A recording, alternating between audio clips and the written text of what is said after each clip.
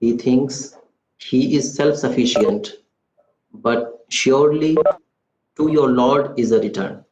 Assalamu alaikum. Thank you, Mr. Mohammad, for reciting beautiful verses from the Holy Quran. In December 2019, the Chinese authorities notified the world that a virus was spreading through their communities. In the following months, it is spread to other countries, with cases doubling with days. This virus is severe acute respiratory syndrome related coronavirus 2 that causes the disease called COVID-19 and that everyone simply calls coronavirus. On 24th of March 2020, the Home Secretary of the Ministry of Home Affairs issued an order to take necessary steps to prevent the spread of COVID-19 in the country. Consequently, movement outside the house was strictly prohibited and complete lockdown for months was observed in India.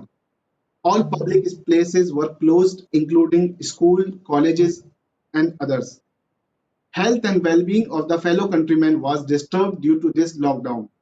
Today, we are assembled here to listen to the chief guest and resource person of the program regarding the health and well-being during the COVID-19 pandemic. We are blessed today with the gracious presence of Professor Syed Moied Ahmad, Chairperson, Department of Anaesthesiology, JN Medical College, Aligarh Muslim University. Sir, we are extremely thankful to you for sparing your valuable time for us out of your busy schedule. We are fortunate today that we have with us an eminent pediatric Dr. Mohammad Zoha, consultant, pediatric intensive care, University Hospitals of Leicester, United Kingdom. As the anchor of this program, I extend a very warm welcome to both of you, sir, on behalf of the director and on behalf of the AMU Center, Jangipur, Murshidabad. Now, I would like to invite Dr. Amir Jafar, Director in charge of Aligarh Muslim University Center, Jangipur, for a welcome address.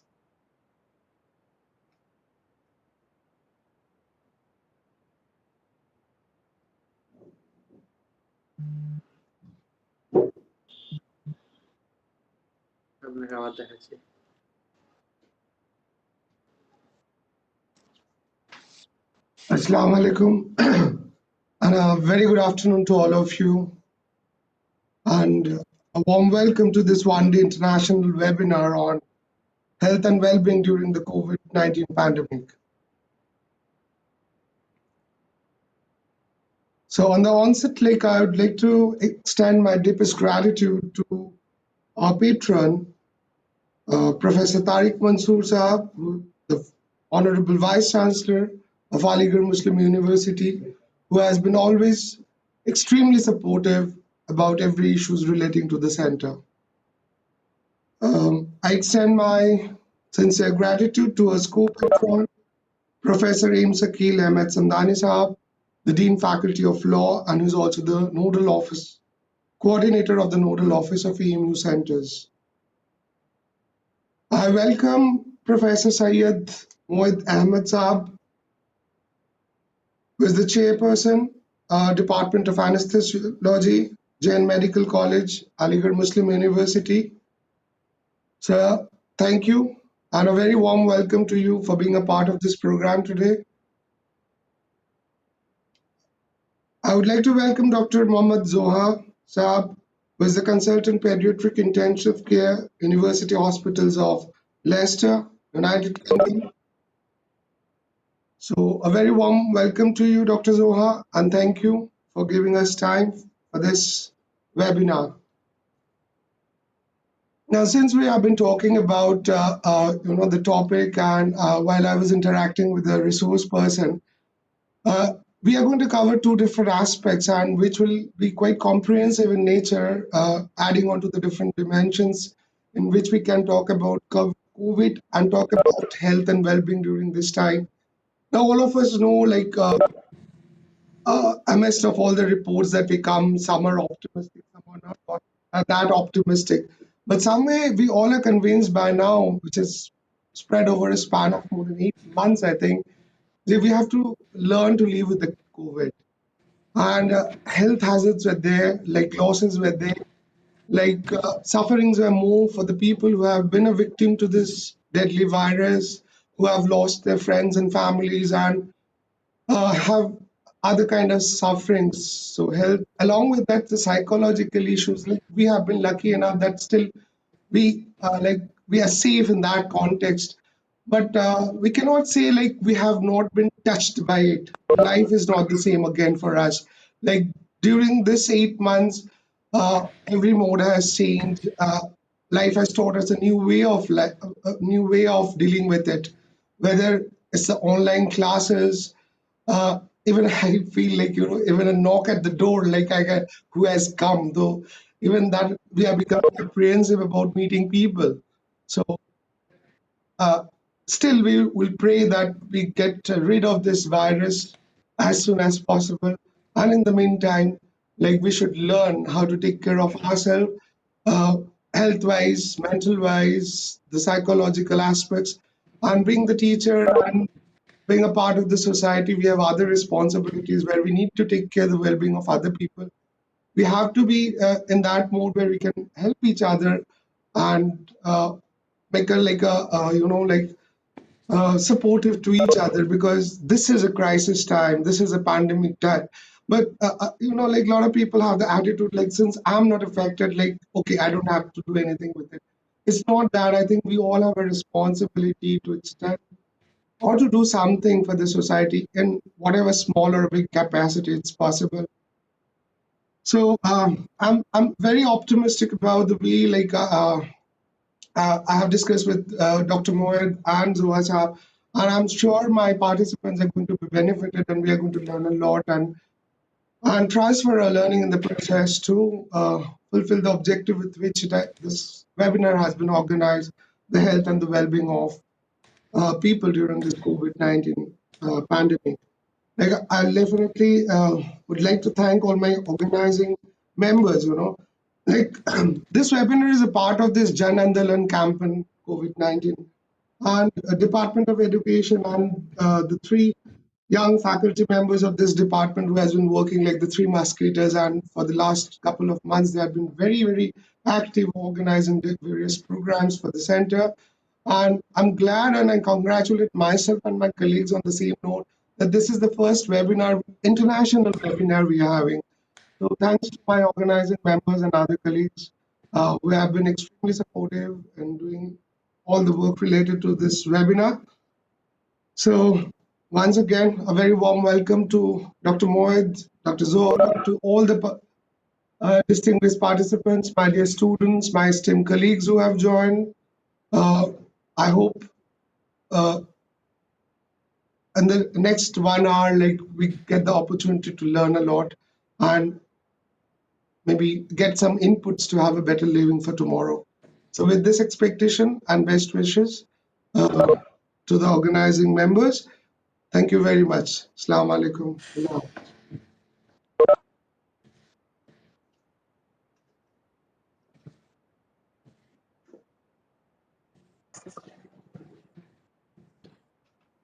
Thank you very much, sir, for this beautiful welcome address. Now it is the time to listen the chief guest of this program, Professor Syed Moeed Ahmad. But before I invite him, I wish to read a brief profile of him. Dr. Moeed was born in Asansol, West Bengal.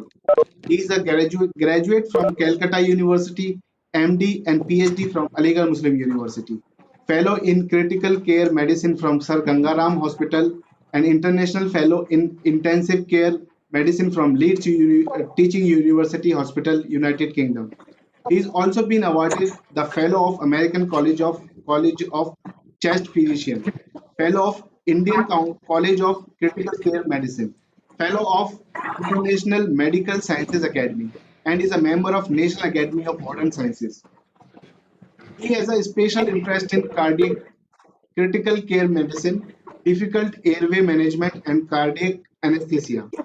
He has been one of the clinical experts in experts meet in mechanical ventilation at Switzerland for a couple of times. He is also the instructor of ACLS, FCCS course and difficult airway management. He is also the instructor of ACLS, FCCS course and difficult airway management. He is the editor-in-chief of Central Journal of ISA. He has more than 100 research papers published in index, international and national journals with 675 citations, 12 H-index and 13 I-index. He is a member of the editorial board and peer reviewer of various national and international journals. In the field of airway management, he is one of the authors in framing the All India Difficult Airway Guidelines. Dr. Moied has been felicitated twice by the Vice Chancellor of Aligarh Muslim University for bringing laurel to the university in 2009 and 2010. He has been felicitated by the Honorable Vice President of India and for his contribution towards framing the Indian guidelines for CPR. He has also been felicitated by the President of Indian Society of Anaesthesiology for his contribution in framing the ISA difficult airway module and CPR guidelines. He has received the prestigious Dr. Y.V. Bhoj Raj Award for writing the best review article in the Indian Journal of Anesthesia in 2016 and Best Academician and Researcher of the Year in 2008. Dr. Moied has a total clinical and teaching experience of 26 years post MD. He has worked under various categories after acquiring MD and is presently working as a professor since 2012. He is also the chairman since February 2018 and teacher in charge of ICU since 2004 in Jain Medical College, Aligarh Muslim University, India. With these words, now I invite Professor Syed Moied Ahmad sir to enlighten us on this occasion.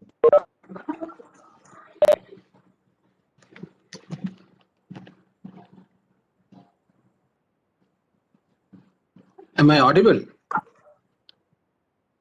Yes, sir. Hello? Yes, sir. Yes, sir. Am I audible? Yes, sir. You are audible. Thank you, sir. Thank you so much. I'll just see. Honorable Vice Chancellor, the patron of this webinar, and respected co-patron Dr. Shakil Samdani Saab, respected Director of the Murshidabad Center of Aligarh Muslim University, Dr. Amir Zafar, my dear friend, my dear Dr. Zoha, the consultant of Leicester Hospital, my dear faculties of the Murshidabad Center, Aligarh Muslim University, dear friends, ladies and gentlemen, it's an honor and a privilege to be there.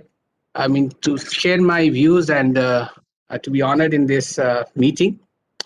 It's been, I mean, the way you have, projected me, I don't know where you got this. Thank you so much for the introduction. At the outset, let me tell you, I must congratulate you for organizing this webinar, which is really valid and relevant to the present present scenario, what we are going through. And probably it is more than 1,000 seminars which have been organized for the last, say, for last 1 year. We've seen this pandemic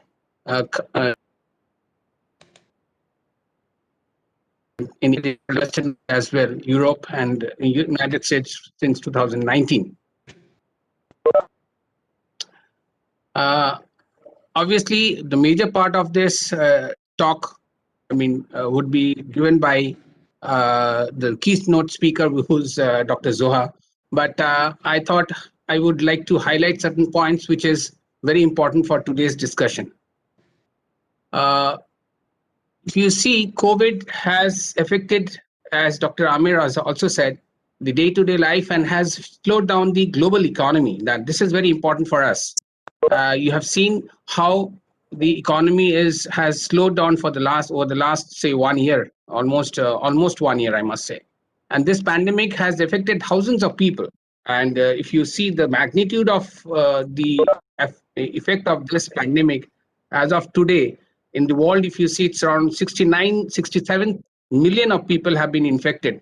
out of which 43 million plus has been recovered, and 1.54 million has succumbed to this infection. This is estimated worldwide. If you talk about India, it's around 9.7 million who've been, which people have been infected, and the recovery, of course, we don't know exactly of it, but then if you see the death, which is around 1,41,000 as of today, has succumbed to this infection. So it has a real effect overall, both healthcare, the economy, the social, everywhere it has affected. And I would like to just highlight some of the challenges which we are facing today in India and worldwide as well.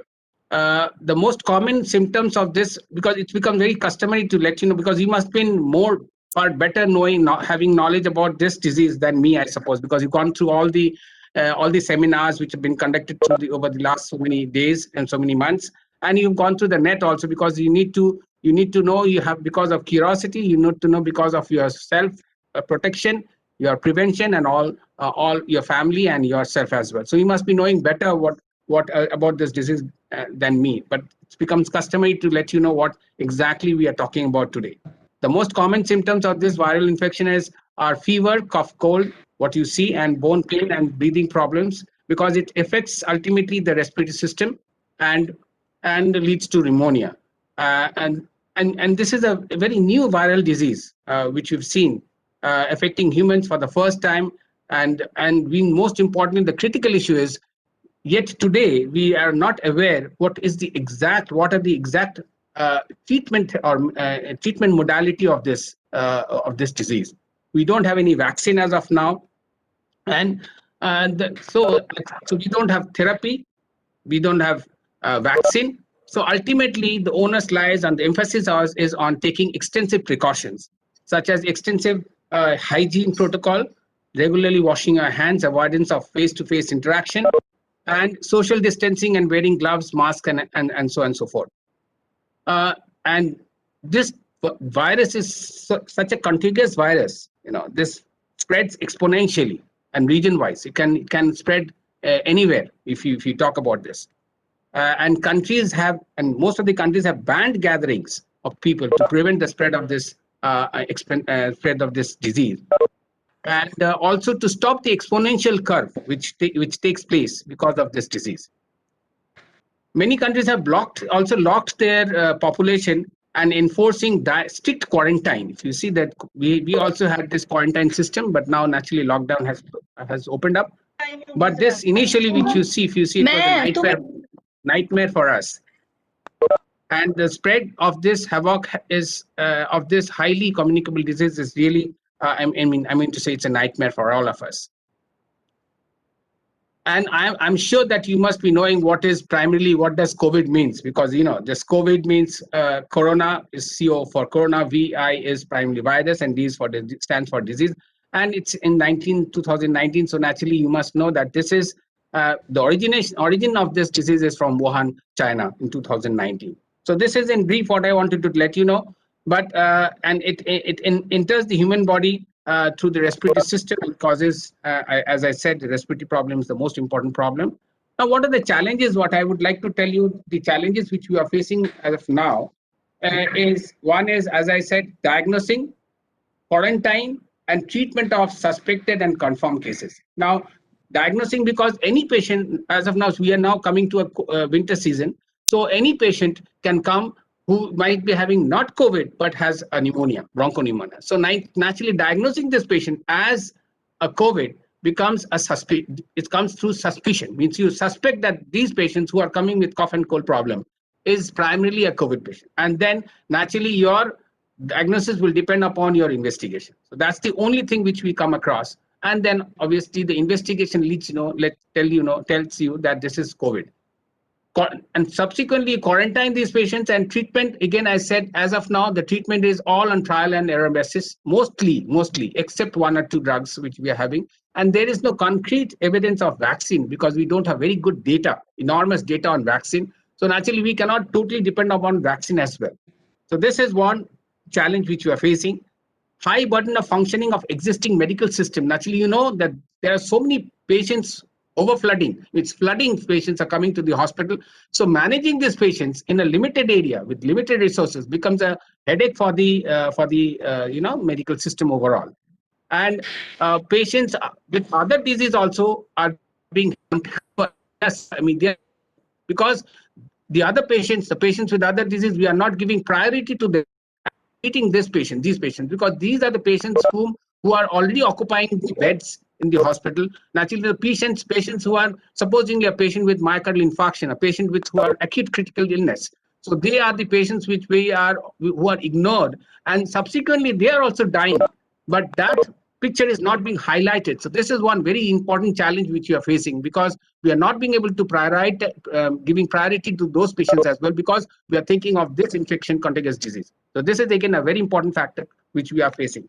Now, as you see, the patient in the doctors, the ratio, the patients are overloaded and the doctors are limited, and then we are trying to push the doctors who are not experienced in a particular specialty to manage these patients. So naturally, one is healthcare is we are having limited resources, and within that limited resources, we are having flooding of patients. So that again is a challenge for the healthcare system overall. If you see the shops also, I mean, they are also being extensively overloaded with patients and their drugs. We are not having proper supply of those drugs, and requirement of high protection, like we have a lot of gloves requirement, lot of PPE kit requirement. So they are all being so much required at one point of time that we could not supply to those who were requiring these products. So that was one way we have stopped the entry. The other, we have stopped the production. On the other hand, that means there was a demand and supply imbalance which we had initially, but obviously with the help of God's grace, that we could really overcome that crisis which we had. We started with this disease. Now, if you talk about the challenges which you are facing economically, now you have seen, because you are much more better aware of this because you are dealing with that subject overall. So slowing of the manufacturing of essential goods, that's what I was saying, that one way you're stopping the production of things, and the other way the demands goes on rising. So there was an imbalance between these two. And the disrupt of the supply and supply chain of these products, because we are not being able to supply them. So that is again a difficult, a challenge which we had faced.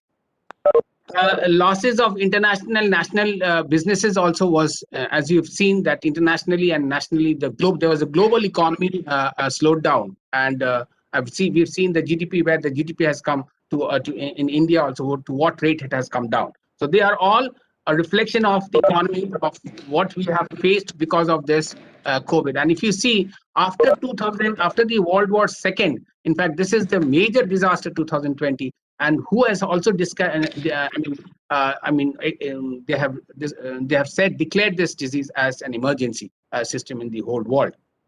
And in the market also, because there was no buying and selling system, so poor cash supply was also a significant problem which we have faced. We have seen over the people, and obviously people who are dealing that area, they must knowing much more better than us. So overall, you must say, if you see, the bottom line is there was a slowing of the growing of the revenue system. Now, if you see the social system, now socially, if it's a challenge for us, because we have it's a service sector which is not being able to provide their proper services. We are not being able to, because we are locked down. We cannot give any services to the people. And so if you see that lot of things which you have seen in the in initial period, there was marriages which were getting cancelled. The marriages, we were not being, even if you see the funerals, marriages, get together, all are being cancelled, and it was an acute crisis which we faced in the initial days before, when we had lockdown because of this disease. So that was one thing. Even if you see the academics environment, what we had, the schools were closed down. The students were asked to do an online education. Examinations were stopped. Games were all stopped. So naturally, they were all. In fact, we had a total halt of our life system, you can say. So that was something which was socially, we were really being deprived of all those things which were needed during that period. And traveling was stopped. You've seen that the airport system is totally closed. Disruption of all cultural events, religious festival, all were all stopped. We have seen ourselves that how we have suffered in Eid, Bakrid, and what the Deepavali and Durga Puja. All were all they had a very bad response. Socially, in fact, that was one of the most important thing. Culturally, also religion-wise, we were also being deprived of what we were supposed to do.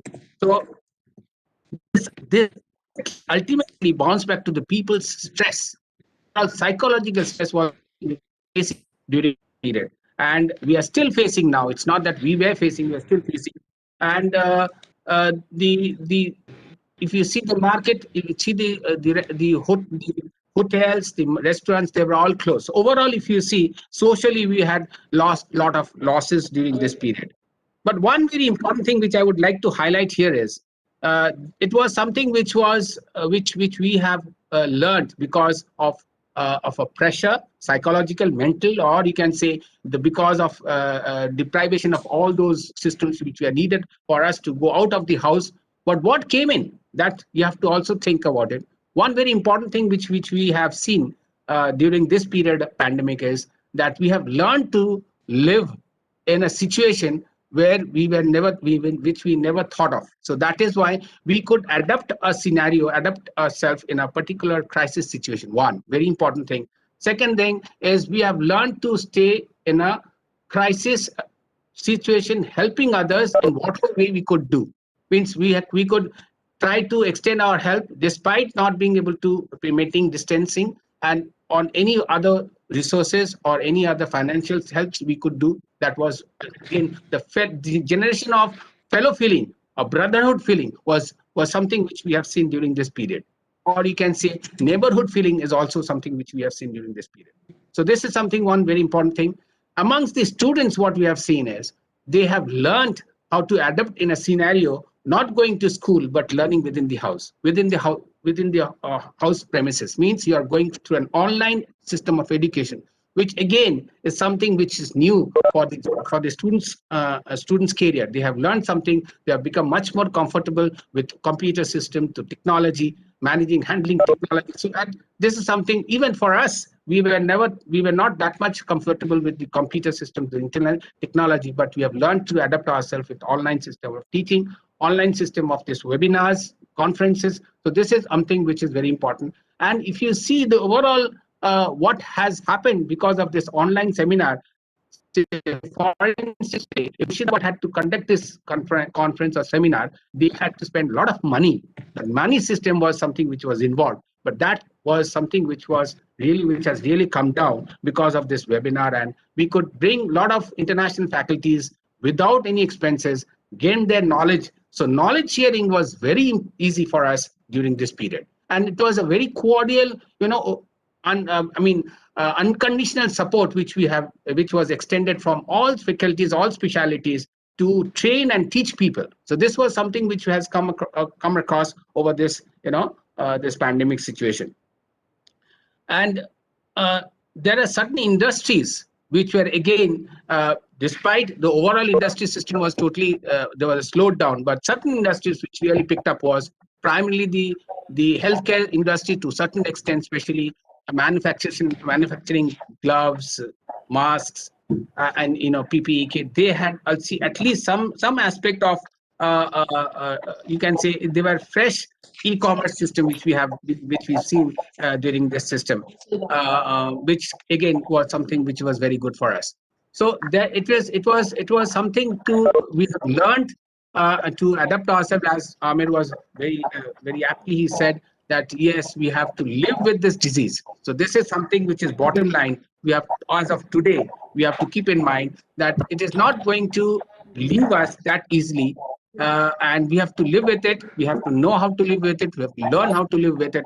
And one very important thing is if you talk about bottom line, that if you have to live with it, again, the other bottom line is that only one management or one precaution which is needed for this is self hygiene, hand washing, mask wearing, social distancing. So this is very important. The bottom line is this is precaution, which obviously Dr. Zoha will be elaborating on this aspect, and he will be much more talking in detail about it. But ultimately, what I have seen is hand washing is the bottom line. You have got to wash your hand and protect yourself from any sort of infective areas zone with a mask. That is most important. So wear a mask, wash your hand, sanitize your hand, whatever possible is. But washing hand is the most bottom line. With this, I would like to end my small whatever. I thought I would like to share my views, but at the end, I would again thank the organizers for giving me the opportunity to interact with you, to know you, to understand you, and be a part of this. Thank you so much. Thank you, sir. You have highlighted the bottom line that is very essential, that we have to live with COVID-19. And only one precaution can help ourselves: hand wash, wear a mask, and social distancing. Thank you very much, sir, for enlightening us with this beautiful Thank you. address. Moving ahead, it is the time to invite our esteemed guest and keynote speaker of this program, Dr. Mohammad Zoha. Participants are requested to send their queries in chat box, whether it may be asked from Professor Syed Moied Ahmad sir or Dr. Mohammad Zoha sir. Before I invite him, I wish to write a brief profile of him. Dr. Mohammad Zoha was born in Birbhum, West Bengal. He is presently working as consultant in pediatric intensive care and consultant pediatric transport in University Hospitals of Leicester, England. He did his schooling from Bhagalpur in Bihar, MBBS from JN Medical College in 1996, PG Diploma in Hospital Administration from IHCA Chennai in 1999, MD Pediatrics in 2001, Diploma in Child Health from Royal College of Physicians and Surgeons, Glasgow in 2010. He holds membership of the Royal College of Pediatrics and Child Health since 2012. He is also the Fellow of Royal College of Paediatrics and Child Health, United Kingdom from 2019. He has published 3 research articles in journals of international repute and submitted 8 research projects till date. He left AMU to work as medical officer in the National Polio Surveillance Project in August 2001 in Bihar for polio eradication program. He is an ex-consultant for UNICEF and earlier worked as consultant and deputy medical superintendent in AMRI Hospital. He has a rich experience of 21 years in pediatrics and pediatrical care, critical care. Sir, over to you, sir. Thank you. Thank you very much. That was a very kind. And Assalamu alaikum and good morning, good afternoon in India, and good morning if you are somebody attending from West. Professor Syed Mohammad Ahmad, it's really honored to be with you, sir. Professor Tariq Mansoor Saab, my teacher, patron, Professor Samdani, Dr. Zafar, and the 3 musketeers, as Dr. Zafar has said. I'm really humbled, and I'm proud to be with all of you guys today. And it's an extreme honor to be with you, especially with such talented people. Thank you, everyone who are colleagues or friends of colleagues or well-wishers of colleagues. And I can't be happy enough to be with all of you, especially when we are my colleague family. I think Professor Moied has already explained quite a bit about what is happening currently in India. What I was trying to do is basically share a little bit of a summary of the world situation, current situation, and everybody talks about science and how COVID is affected, but it's also important how it has affected you and your life. So I will talk about a bit of that, and I'll talk about the recent developments in what is happening in terms of vaccine. Please do ask me questions if it is possible. Please send text from through Ayaz Sahab, Mohammad Sahab, and Avishkan Sahab. I'm very happy to answer your questions if it is possible. I'll try to share my presentation. I'm not sure that you'll be able to share it. Am I able to share it? Yes, sir. The presentation is visible to all of us. Thank you. You make it to full screen. Yeah. I'll just do that. Yeah, that's Okay, is it right? it's Yes. fine. Okay, great. Thank you. Thank you, everybody. And I'm really proud to speak on this. And just because today in the morning, we get all this information, and Professor Moied will know, in the morning, and we got a text that the first legal vaccination was started in the UK today. I wanted to start this program with that news. In the UK and in the University of Coventry for a 91-year-old lady was very proud to have that vaccine. I would have shown the pictures. I will not be able to share that now. But what I'm going to show is that what is the current situation and how to maintain our health and well-being. So my name is Zoha Mohammad, and I work in Leicester Infirmary. This is a hospital within the university hospitals, which have got 3 hospitals, and I come from a place which was still recently in Leicester and was in lockdown. We have just been out of this lockdown, and this Leicester is in the middle of this is the Midlands, and it's the middle of the United Kingdom, especially in England. And we have just been out of this lockdown, and you can see the shops are still opening, the sports venues are still empty. So it's quite a difficult situation and challenging situation, and I'm sure it is equally there for you all. We are still in restricted, but this is what is the world's current situation. And you can see that the more the browner the area is, that means the more the cases and the deaths will be there. If the cases are there, the more deaths are there. And you can see where India is. India, you all know how the situation is there. So there is not much to speak about. You already know about what the cases. From today's understanding, my understanding is already reached around 15 crores almost. 10 crores, I think, and 10 crores, I think, and deaths are around, I think, around 1.5 lakhs, if I'm not wrong. UK, again, this is the cases are again going up, but after this lockdown, the cases have come down slightly, and the deaths are still going up. And this is the world data. Again, you can see India's cases has been almost in the second in the world now after US, but compared to population, it's still low, but still there it's pretty high. And in the world overall, you can see the daily new cases are still going up. You can see the peaks going up, the daily deaths are going up. So there has been change, but these are numbers. What is important is to understand that every death is a tragedy for a family. So it's not the numbers, it is every death. And it could be anybody's family. And every illness is a setback to your life. This pandemic has changed lives. This pandemic has changed the world. So we have to all be careful. And I think Professor Moied has already explained to you guys how we can be careful, how it has affected our economy. The other important thing is that you see a host of information coming you through the webinars, press, your social information system, WhatsApp, Twitter, Facebook. But again, what is important is to understand how can you get the right information. So in health emergencies, it is important to understand that misinformation can spread, and it will ensure diseases continue to spread. So we have to avoid misinformation, and that is what is important. That's how it will benefit you.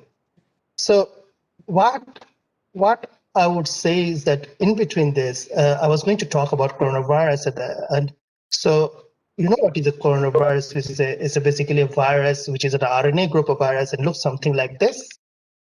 And there has been 6 strains of coronavirus which has infected humans. And among the 6 strains, the 4 causes the normal common cold, which many of you might have got if you get tested for. When you've got a little bit of cough, cold, and you get tested for, you might get a coronavirus. But that is not what is causing this problem. In the past 2 decades, there has been 3 global coronavirus outbreaks in the last 20-25 years. The first was in SARS, again, severe acute respiratory syndrome, which some of you might know about if you are 20 years old or 25 years old. So which was there in Guangdong in China, which spread again from China But and it spread again all over the world in Asia, North America, Europe, South Africa. And the last known case of the SARS was in September 2003, and we've not got any cases of SARS after that. Then 9 years later, there is another virus which is called MERS, which emerged in Saudi Arabia this time. This virus is a pretty dangerous virus. It has got very high. If somebody gets this virus, there's more chances of death. But the virus has got less infectivity, so it has got only around 2,500 people and caused around 1,000 deaths. So what is this SARS-CoV-2? So this is the second, again, the coronavirus group. And this was as everybody you heard about it, that it originated from Wuhan in China. It's a novel coronaviruses, but then it was named as SARS-CoV-2 by the International Committee on Taxonomy of Viruses. This is the international committee which names the viruses. And then the disease, as Professor Moied has said, is that this is called COVID-19. And probably some of you might know how the testing happens. There are different forms of testing which happens, the molecular testing, antibody and antigen testing.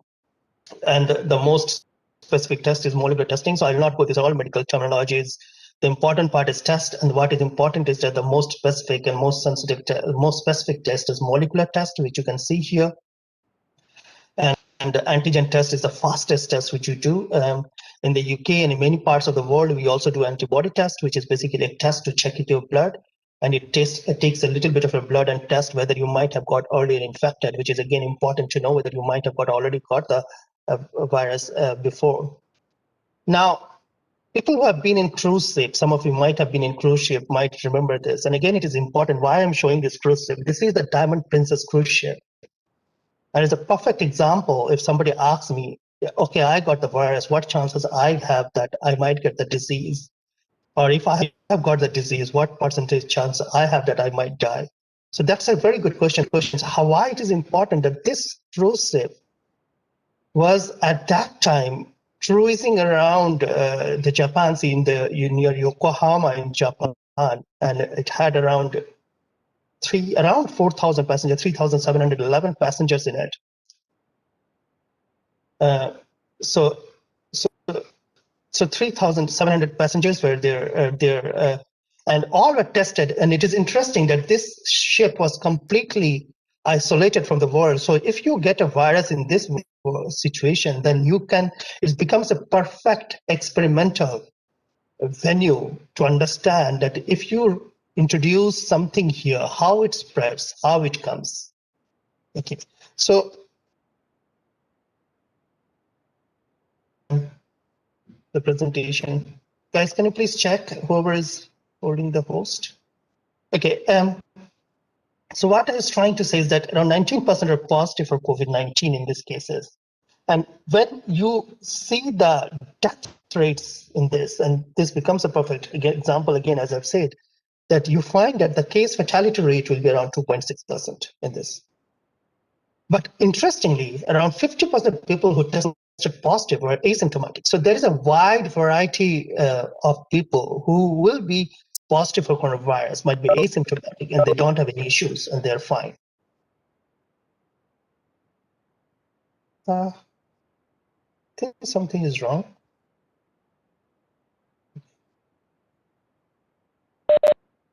Adult a lot, and sometimes I wonder, maybe I'm biased towards children a bit more for the children. But we have to also remember this is not only the adult population which is being affected. People who have got kids will realize it more, and especially mothers who have been taking care of their children and fathers who have been staying at home. There are a lot of fathers now who stay at home with their kids. So who are staying with their kids will know that children have been hugely impacted, and we have to understand that. And this was the earliest journal which says that children had around, especially if you're less than 1 year, you have got more chances of infections. Again, it is important that not only the infection per se itself, and this was a report from the UK again, very early in April, May, when we started finding out, and I found out, there are a lot of children who present with a mysterious illness, with a shock, which we call it PIMS-TS here. In the US, we call it MIS-C. And the world over, we alerted that this is a reaction of the COVID virus which is happening. And then there were quite sick children, and many of the children had coronary infection, had coronary problems. So in children also there is around 1 to 2% of cases. But what is important, again, which I said is what UNICEF says, that this is a universal crisis. And for some children, the impact will be lifelong. And how it is that? It is huge. UNICEF says that by the number of children living in poor households will sway by around 117 million. And 1.6 billion children and young people were affected by school closures and not having internet at home. Also, an additional 1.2 million children could die in 6 months, next 6 months, due to disruption in basic interventions with this lock. Due to COVID-19, approximately 18 million children under the age of 1 may miss out on life-saving vaccines, and around 125,000 could be infected with the HIV vaccine. So it's got a huge impact on the kids, and which you all will know. And this also affects the parents who are taking care of these kids.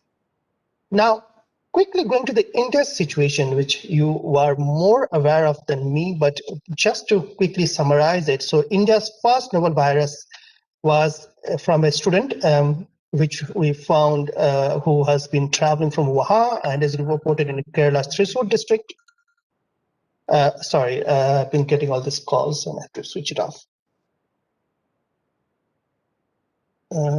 Sorry, I'm so sorry. Okay, and was reported in 20 countries of the world. And then this is the travel history of those cases. And you can see that initially the cases which were there were mostly from different parts of the world. The world has become such a small place nowadays. You all realize international travel has to be there. You cannot stop it. People are moving out everywhere for studies, for a job, for life, for family. The world has become like a small, it's become like a small globe actually. So people can travel and you cannot stop this. We have to be very careful with this. And you all know that that March 6th, the international passengers being screened started happening. And initially there was only high-risk countries which were being screened. And in 13th of March, Odisha declared COVID-19 a disaster, which was, I think, the best thing to happen in India. And there was immediate closure of all the shows. So Odisha was the first. And then you all know how India changed with the 50 days after the virus was first reported in India, 14-hour lockdown started with the Janta curfew. And then 2 days later, the curfew started. But what was interesting, and if you look at the history, which I was researching a couple of days before, that cholera started in 1817. So these are the history of how pandemic spread to all over the world. And then again, these were not inherent to India, but it came to India. Cholera 1817, plague in 1896, influenza in 1918. An important part which I read about is influenza, especially the Spanish flu, which came in 1918, 1919. It started in the rest of the world, but in India it came and it killed around 40 to 50, around a third of this 40 to 50 million deaths happened in India. So at least 15 million deaths at that point of time, when India's population was not huge, happened in India. So again, I need to be worried about. And again, when in April, I was alerting my friends in India that we need to be careful, we need to be careful. I remember I kept on saying this to all of my friends. At that time, the cases were not huge. And today, India is in the second most proportion of numbers. So we have to be slightly careful. Again, this is the numbers, but it is important that we need to keep safe. We need to keep well. So what does well-being actually means? And it is see that how a fat cat is sitting on a stick in the middle of a snow-filled area. So it's a balance of your life. And when you balance of your life means that you judge your life positively and feel good. So it is very multidimensional, and it is called the nirvana's, balancing act, where your physical health, your emotional health, your relationship, your spiritual health, your environmental health, your mental health, and of course, your financial health And I have kept the financial health a bit bigger because it does matter. It encompasses most of the things, I think. So financial health, it all makes what is a good health.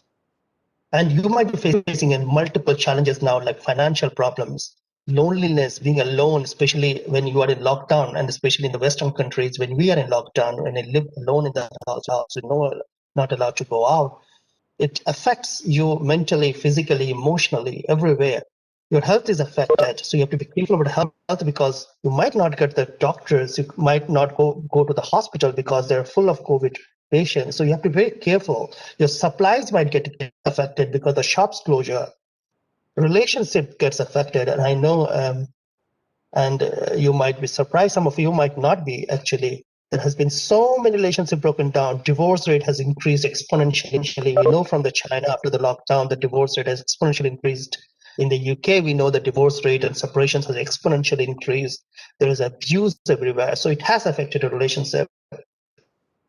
Exam, jobs have been over. I think this information system can be again a two-way. When you get too much of information, it can again kill you. So again, you have to be very careful how much information you need to get and how much information you actually need. And with lockdown, people have been working from home. We all know it's not easy. We have been affected hugely, and our houses has been converted to offices, which is not ideal. Offices are meant to be office, and this has been a survey which has been done in different parts, basically in the UK, where it says that what has been the greatest challenge. People have been saying different things, and if you have working from home, you know that it is not ideal, especially when you've got kids or you've got pets and you need to take care of them. And you need to take care of your wife or your husband or your parents. It all keeps interrupting your job. So your job is not, it's not the ideal place to work job, and your expectations are huge because you're working from home. So it has got its good portion, and it's got its disadvantages too.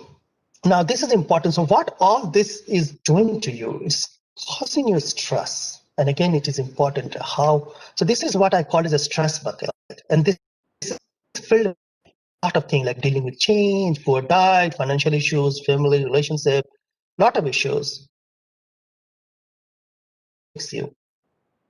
And if you're good, if you're in a relaxed state, if you can, and this is when your bucket is little bit full and you can manage it, then you're in a relaxed state. And even if a little bit more, you are in a normal state, which many of us are in. But again, it depends on how much is your vulnerability, how much water you can fill in this bucket, and whether you have got some options where you can release your stress, like relaxation, talking to trusted people, good time management skills. So whether you have got this, and if you have got problems with all this, what will happen is that your stress will overflow. And that's where it may cause an issue. And why it is important, because you at this time feel sluggish, tired, irritable, anxiety, depression, your relationships fall out.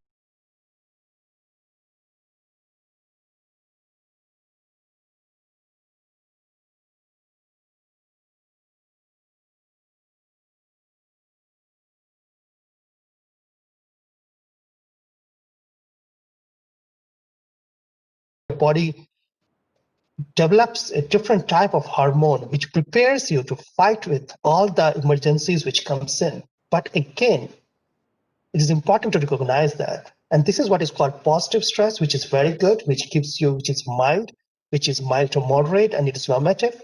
And you can tolerate it up to a certain limit, which comes and goes. And if it remains high for a longer period of time, then it becomes toxic. And when it is toxic, how can you help?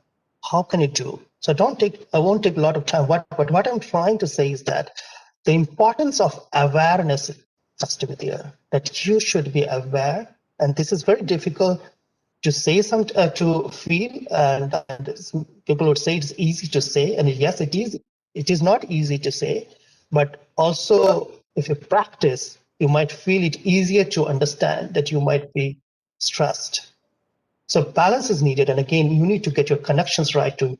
So if you've got your connections right, that they will themselves say that you might be stressed, so you will know that. And you should remember that when you're trying to support others, you have to be very careful that you have to be right too. So you can't pour from an empty cup. So you need to take care of yourself first. So you have to take care of family, but also don't forget to look after yourselves. So you should take care of yourself.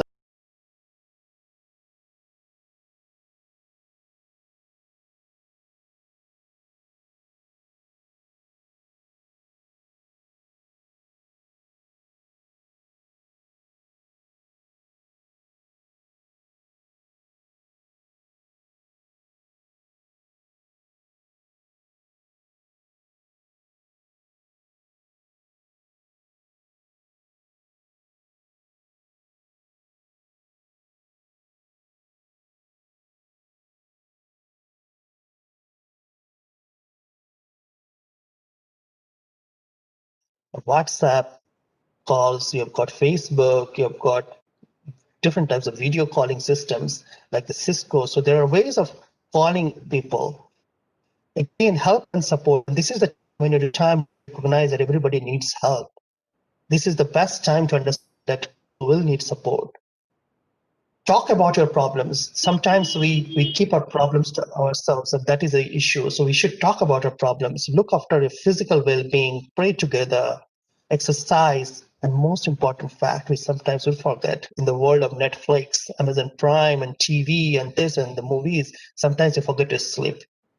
So sleep is important, and do remember that.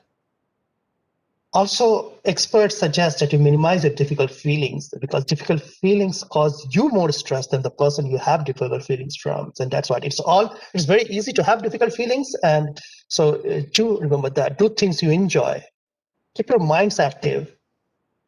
Try to get nature come inside. And what I also realize, which is very important, is sometimes, especially in senior people, they forget taking their existing medications. Don't forget your existing medications and don't ignore it. It is important. Your old problems has not gone off.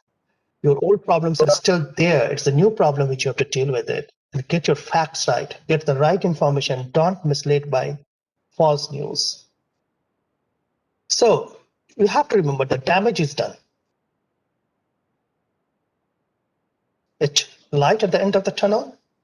So vaccine may be a hope of getting out this pandemic now. And I'm very happy when I share this slide, and this I've taken out from a TV straight away. This is the first time Professor Seem was telling that the vaccine which we have been hoping for has been approved in UK. And today at 9 o'clock, the first dose was given to the first lady who was 91 years old of Northern Ireland. And it was given near my place in Leicester, which is called Coventry. Professor Moied will know these areas. So it was Coventry where the first vaccine was given to the 91 years old lady. So there is light in the tunnel. We have to be careful, but the danger is not yet gone. It will be huge time before vaccine can be rolled out because of its issues to the different parts of the world, different parts of the people. So you cannot sit still now because the disease is still there. So you have to still be careful with all that hygiene thing which Professor Moied explained in terms of hand washing, distance, social distancing, taking care of each other, being responsible, not being responsible for yourselves, being responsible for others too, and taking vaccine approved in UK. Just quickly going through a bit of vaccines, the different types of vaccine which is coming up, DNA, RNA, a lot of types of vaccine. And this last 1 year has been a huge resurgence of talking of vaccine. And this is the first vaccine, Moderna, which you have been hearing about Pfizer, which is an RNA vaccine, which is again the first different type of vaccine. RNA vaccines have not been made before. This is the first time. And the Oxford AstraZeneca is the other vaccine which you see from there. So these are the different types of vaccine, which are different types of, which is in the different process of being done now. And the vaccines, people might start thinking, how come the vaccine was just produced a month before and how it isn't approved in UK? Different peoples in the US might be thinking, but what is important, because I have been personally liaising with the people who has developing theirs, and I know people who have been approved these vaccines, and I've heard their lecture. Again, the publication of this vaccine was first on 11th of January, so early. And the first trial participated in this vaccine on 16th of March when the disease was still going on. From that time, the work on the vaccine has started. And again, it is so important that the vaccine has been developed now. In 7 days, you can see the work streams. So we have to be proud of our scientists. We have to be proud of our doctors and healthcare workers. We have to be proud of our people who have participated in this trial and have been working. We have been proud of the people who have been working all around to get this vaccine ready in times. And as you can see the working stream. People have been working from June itself continuously to get the final analysis done in the first week of December, and the vaccine approved first. I can't move my slide. Okay. And this is what I was trying to show is that this is the traditional vaccine development time, which you see because you know the vaccines of MMR, the rest of the vaccines, they normally take several years to develop. But what has happened in coronavirus vaccine is that people took a huge risk that when the vaccine was being developed itself and the disease was growing itself, different phases of trial started happening. And even if when the trial was not finished, the vaccine was started being produced at a huge rate. And people took risks because if it was not approved, it would all go waste. A huge money was at stake and huge work was at stake. But people did it because if it was approved, which happened, then this could be used. So people are very sure that this is going great. And we should be lucky that we got this vaccine so that the world can come back to near normal again. And this is, I'll just take another 5 minutes. And what I would say is that this is different types of vaccine, because I know people might have questions how vaccines are being kept and how vaccines will be used. So all the vaccines which are currently in Oxford AstraZeneca variants, which is also part of Serum, which is being done in India also. India is also producing this. Moderna and Pfizer is already there, Pfizer has already got the authorization. They're all 2 doses of vaccine. And Sputnik, the Russian vaccine, which has already been in India, and they have already started vaccinating in the Russia. Again, has got this, but this is not yet authorized. This has not been yet regulated. This has not been yet assessed. So 2 doses of vaccine, and there are different forms of efficacy. Most of them are around 90s and above efficacy. But the problem is the storage, which you can see. So it's not, I would say it's a problem, it's a logistic issue, which is basically the storage. And you see the Pfizer vaccine, which has been approved in the UK, and the first person got the vaccine today, needs to be kept at minus 70 degrees centigrade, and it is removed in minus 70 degrees centigrade to get the vaccine. But this is minus 70 degrees centigrade for longer storage. For smaller storage, it is to be less than 4 degrees centigrade. The best part, which is being thought about in India, and I know Pfizer has already asked for approval in India, and I think it is being looked into this, and Oxford University and AstraZeneca has also asked for India's regulatory system to allow people to be vaccinated, which I hope they will do it by this month, and that's what I get information from. And then people start getting vaccinated. And the best part of the Oxford University AstraZeneca virus is that they can be kept in fridge temperature, which is ideal probably for India's and developing countries when they want to vaccinate their people. And that's it. Thank you. And I know it is afternoon. It is almost 3:30 there. This is your nap time, and I won't interrupt your nap time. So please feel free if you have any questions. And thank you, everybody, for listening. I hope you have not gone into sleep. And please feel free to ask questions. I will unshare my screen, and then you can ask questions. I'm not sure. One question is there from Shivam Kumar Singh. He is asking that, as in news, the anchor always emphasized that it receded in warm weather. Is it true? Will warm weather stop the outbreak of COVID-19? I think they're very little known, but now looking at the examples and how India has got affected, I don't think it is true, because in Africa it is spreading. And in India it has spread like anything. So it is not warm weather or cold weather. We have seen in the UK, in the warm weather itself, the vaccine was high. But what happens in the cold weather is that because in the cold weather, people who remains in their houses, and stays in their houses together, people are more closer together in this cold weather. And that's how the spread happens more in the cold weather. But it is not the weather which I think is important. It's important is how you live together or how the social distance is maintained. Yes, sir. One more question is, sir. How much vaccine will help us from COVID-19? When you are saying that 92%, will the efficacy of this vaccine can be increased? And so 92% is quite efficacious, quite effective. That means that if you give the vaccine, yes, that means, and if I say 90% effective, that means there is a chances that the 90% of the people, if you give to 100 people, 90 people will not get the disease, but 10 people will still get the disease. yes, sir. So the people will still get the disease, but there is huge number will not get it. But what will happen is that, and what is being now said and scientists feel is that if you give this to around 60 to 70% of the population, then you can stop the circulation. You can minimize the circulation. The importance of all this is to make this as manageable, and your health services doesn't get full, and your hospitals doesn't get full with patients, so that people can get treatment for other disease. What is happening now is that because the hospital gets filled with COVID patients, that means the rest of the diseases cannot be managed. Yes. So this is one of the way, but also you.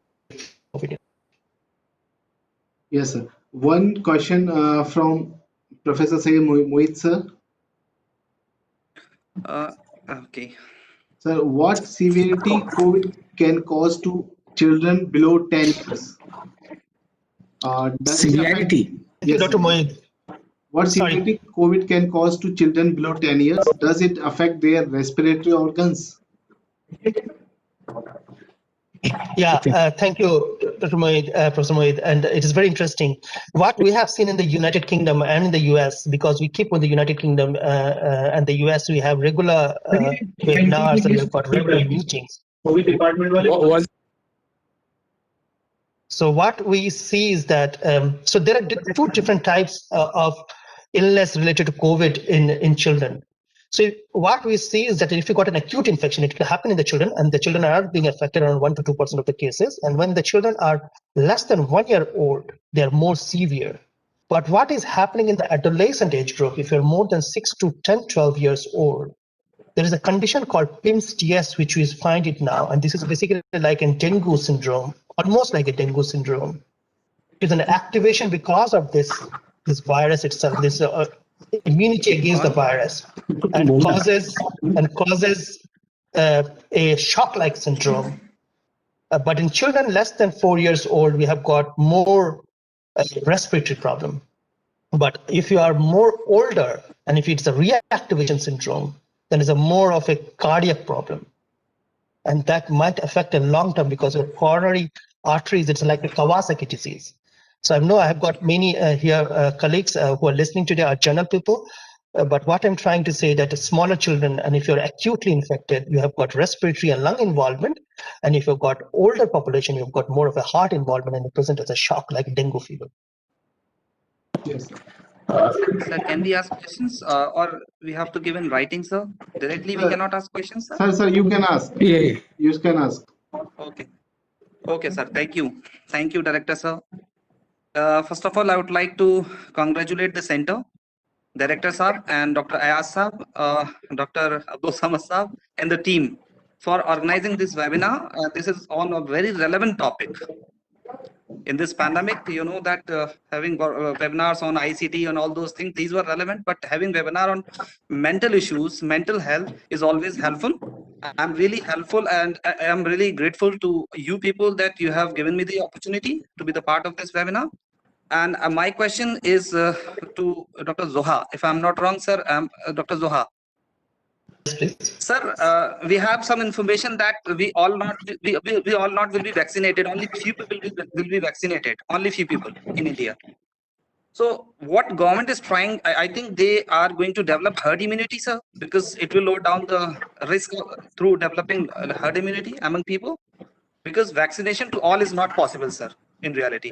So they will be vaccinating some people only, or those people who are working in high risky areas, or, sir, I want to know, sir, these things, sir. Yes, sir. I think it is important that so COVID-19 mostly affects people who are older, especially more than 60 years old. They have got the more severe disease. We have also seen that COVID-19 affects younger people, but it's not as severe as older people. But sir, we are seeing these days, sir, everybody is getting affected. So we are also, sir, thinking about that. Actually, we are eagerly waiting for the vaccine, sir. And when the news came regarding vaccine, sir, we are really excited and happy that when we will be vaccinated, especially we have all our family members, immediate family members are there. And when the news came about that there is a vaccine, as far as corona is concerned, when we came to know about the vaccine, definitely since then we are very happy also, sir. So we don't know whether it will come or not. In reality, whether it will come or not, but we are happy, and our mental condition is different. We are now happy, very happy. So, sir, I think this news may turn into reality, and we are very happy. We are eagerly waiting for the vaccine to come. And actually, you have also given your presentation on the Pfizer vaccine and given detailed account, and we are really happy, sir. Thank you, sir. Thank you for this wonderful, very informative and knowledgeable lecture, sir. And thank you to the team for organizing this, sir, webinar. Thank you, sir. Thank you, Syed. I would like to add some, myth or reality, whatever you say. Sure, The sir. most important thing is when you talk about herd immunity, Yes, we know that at least if you talk about herd immunity, if you see the Indian population, it's 130 crores. That means 7 to 8% people infected yes, sir. to get this herd immunity, Yes, sir. right? And naturally that figure is quite large, Yes, you sir. know, and then only you'll get the herd immunity. Yes. So the herd immunity concept is, I think it's just, it's not in reality. I don't think it is possible in India. Had it been a small country, probably it could have been possible. The second point is a vaccine. We don't have a very good data. See, what Dr. Zoha has said is absolutely fine. He says 90% to 92% of these people will be immune because of this vaccine, which is effective. That means 10% of the people are still there who are left around. So 10%, if you see, if you in population, even if you try to give vaccine to quite a number of India's population. Third point is, when we talk about severity, it's not the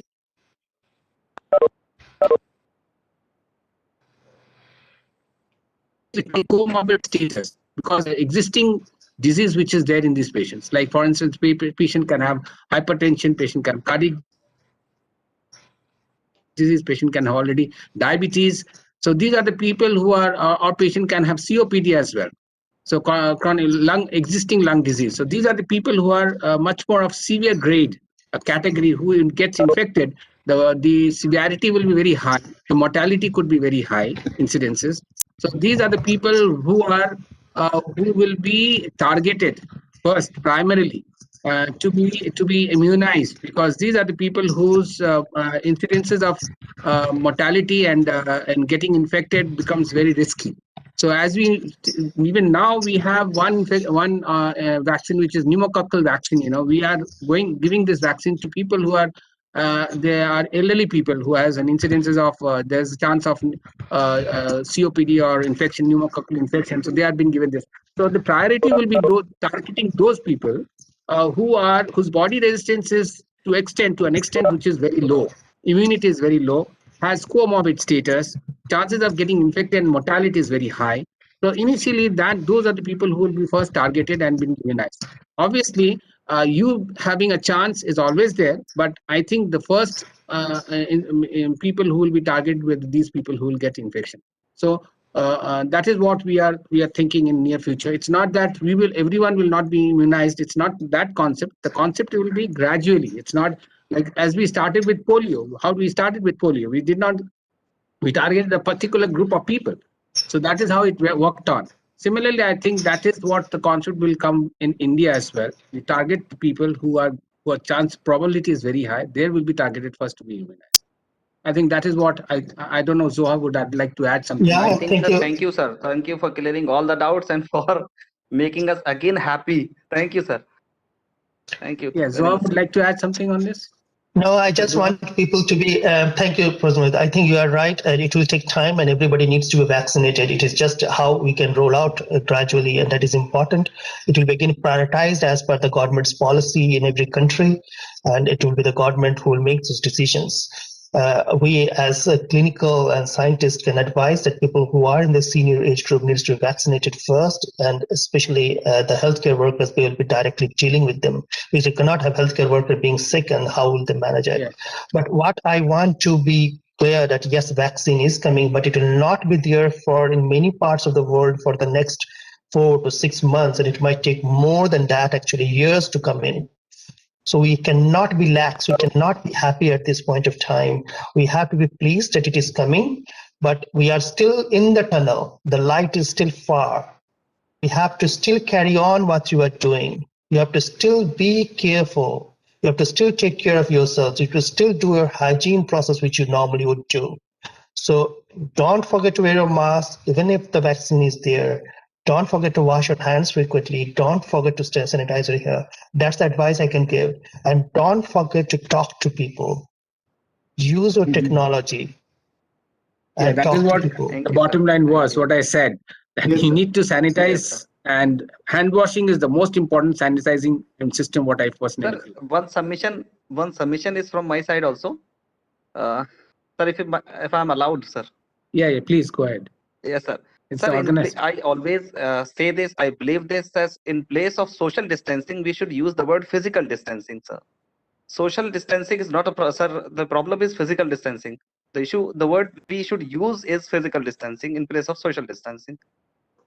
Yes, sir. This is my submission only, sir. I'm not a technical person. You are better experts, and so you might be using the term in a better sense. But again, this is my submission that we can use the word physical distancing in place of social distancing. Then it Actually, would be better, sir. if you stick to the word physical distancing, then you are Yes, sir. allowed to go for any gathering.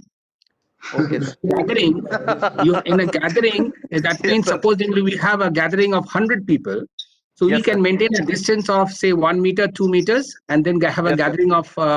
So that means you are maintaining a physical distance, but the socially you are in gathering. Means any sort of social gathering. If Yes, you sir. are trying to avoid any sort of social gathering, that itself Yes. makes you physically distant from a person. But if you make a physical, that not you make a social. So that you are interacting, you are allowing the people Okay, sir. to gather in a place with a social distance, Okay, sir. with a physical distance. Now that might not be possible always. Let me tell you. Okay, sir. Yes, yes, sir. I think you have Say that satisfied yes, you me. are Thank you, maintaining a sir. distance of 10 I'm meters satisfied, or really 1 meter. satisfied from So the that answers of both of you, term sir. might not be applicable always. So Okay, sir. that term might not be applicable everywhere, every place and everywhere. So that is what is primarily we are talking about. Thank you, sir. It goes without saying, sir, it was a wonderful session. I mean, both the sessions were very nice, sir. Thank you once again, sir. And thank you to the organizers. Thank you. Thank you, sir. Hope all the questions have been asked. Ayaz and everybody, there are some questions from the chat, and I'm not sure whether you want to say that, so I can answer some of them, or Sure, sir. because a Sure. lot of people have got some questions, it seems. And do you Sure, want sir. to see these questions and ask me, or No, no, sir. You I can can take answer. some questions? You can answer them, sir. So there are questions like, does it affect the respiratory organs? Yes, it will affect your respiratory organs, and when your respiratory organs are affected, it will affect all your body. Every respiratory system doesn't work in isolation. Professor Moied knows that, and he can. If you have any questions, you can always send this to the organizers, and we'll try to answer you as much as possible. It is assumed that old people and children are more sensitive to COVID-19 compared to middle and young age. How much is it true? It's true. Old age people and smaller age children, less than 1 year old, are more sensitive to COVID, more infected. They are having more issues. It's totally depends on immunity. I think, no, it's not dependent on immunity. We don't know about this, but we know that people who has recently got a COVID infection can again be infected, but less likely.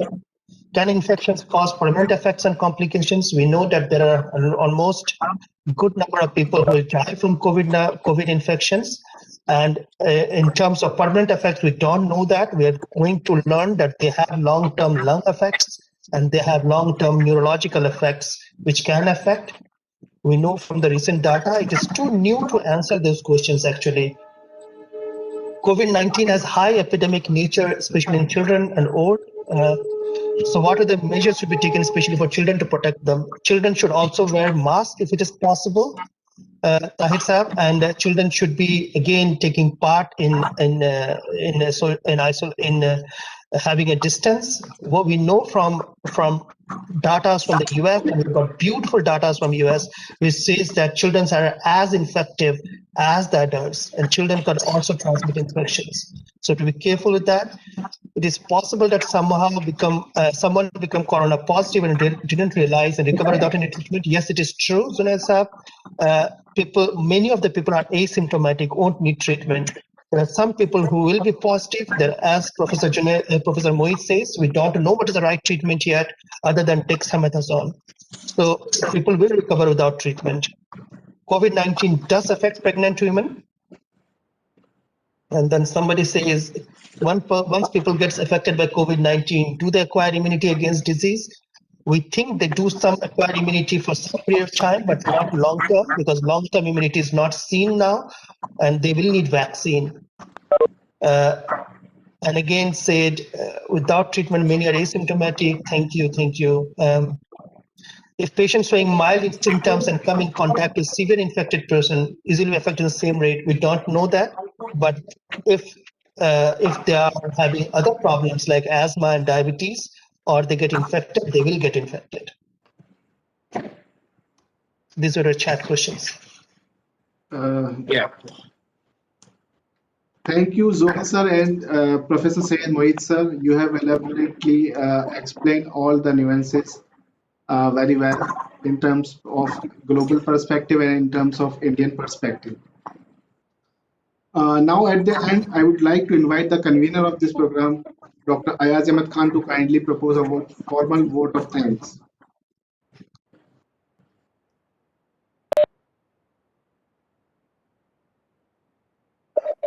Thank you समझ आवाज नहीं आ रही है Am I audible? Audible, yes, audible.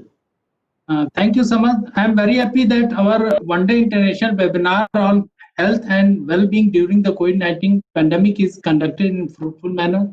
And this webinar analyzed the current situation of COVID-19 in details and concluded with very fruitful suggestions to protect ourselves from COVID-19.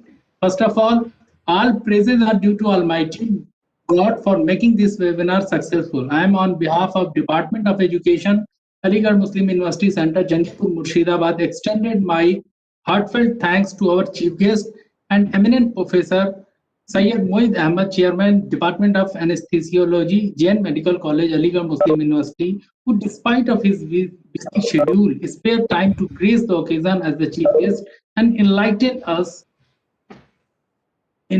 us about the challenges faced by the people in India and worldwide due to COVID-19. He highlighted the symptoms and suggested precautions to protect ourselves from such disease.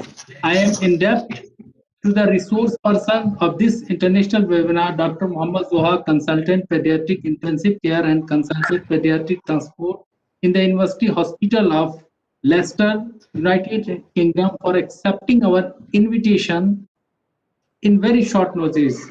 Thank you, Dr. Zoha.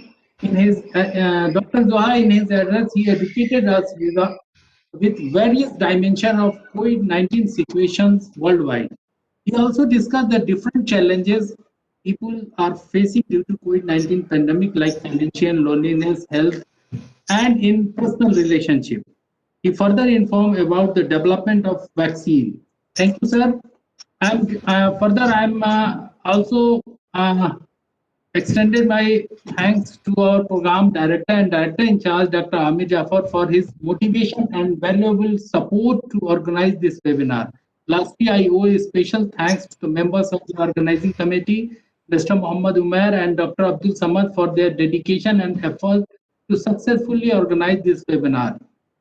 I extend My sincere thanks to all the participants for their active participation in the successful completion of this international webinar. Thank you once again to all. Over to you, Samad. Thank you, Dr. Ayaz, for formally proposing a vote of thanks. There is an announcement for all of the participants. We will share with you the feedback form of this program. You can submit your valuable feedback and then we will send you the certificate of participation. At last, with heavy heart, I want to thank you for your participation and time given to us. Now, we are formally ending this program. Thank you, everyone. Bye-bye. Assalamu alaikum, everyone. And have a very good day.